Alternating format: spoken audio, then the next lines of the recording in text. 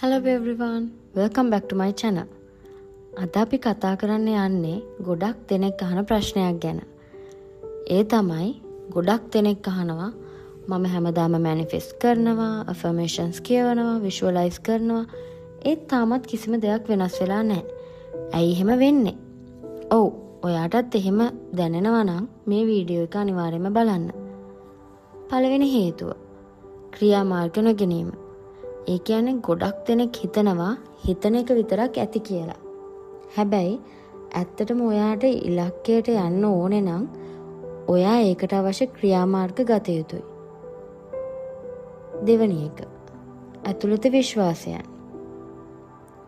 ඔයා හිත ඇතුලෙන් ඔයාට බෑ, ඔයාට ඒක ලැබෙන්නේ නැහැ වගේ අදහස් තිබුණම ඔයා කොච්චර උත්සාහ කරත් ඔයාට අවශ්‍ය දේවල් ලබා ගන්න බැරි වෙනවා. තුන්වෙනි හේතුව හැඟීම් නොගැලපීම. ඒ කියන්නේ ඔයා කියනවා ඔයාට සාර්ථක වෙන්න ඕනේ කියලා.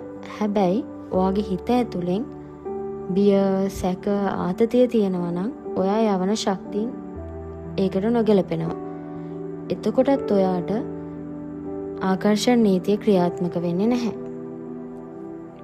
හතරවෙනි හේතුව ඉක්මන් ප්‍රතිඵල බලාපොරොත්තු වීම. ඒ කියන්නේ හැමදේම එක රැයකින් වෙනවා කියලා හිතලා ඔයාගේ තියෙන කලබලය. එතකොටත් විශ්වාකර්ෂණ නීතිය වැඩ කරන්නේ නැහැ. පස්වෙනි හේතුව පැහැදිලි ඉලක්කයක් නොමැති වීම. ඒ කියන්නේ ඔයාට හොඳ ජීවිතයක් ඕන කියන එක විතරක් ඇති වෙන්නේ නැහැ විශ්වාකර්ෂණ නීතිය ක්‍රියාත්මක වෙන්න. ඔයා හරියටම දැනගන්න ඕනේ ඔයාට අවශ්‍ය මොකක්ද කියලා. එතකොට ඔයාට පැහැදිලි ඉලක්කයක් තියෙනවා නම් ඔයා මැනිෆෙස්ට් කරන්නේ ඒක නම් ඔයාට අවශ්‍ය දේ ඔයාට ලබා ගන්න ලේසි වෙනවා.